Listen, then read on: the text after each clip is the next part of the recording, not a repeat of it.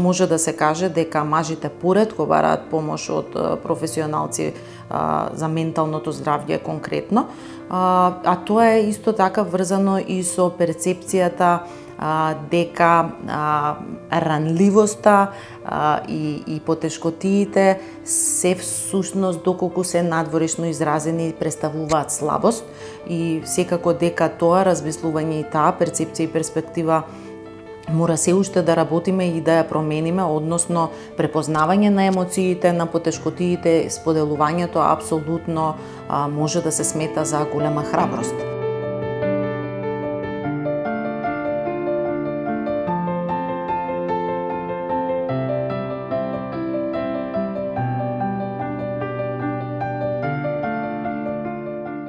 Но може да се каже дека меѓу тие фактори апсолутно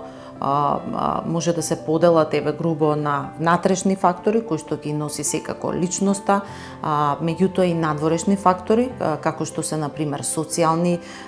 социјалните вулнерабилности, односно ранливости со кои што едно лице може да се соочи, тука се економските фактори.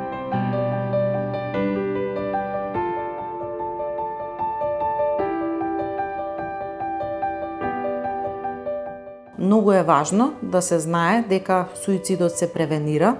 и многу е важно да говориме на оваа тема, односно со променети пораки, можеби од страна на родителите како први модели, од кои што децата учат. Секако тука сме и стручните лица, тука се наставниците, тука се професорите. Едноставно, затоа што сите сме пред се само луѓе, независно од полот, и сите ги чувствуваме сите емоции кои што се природни и ги доживуваме.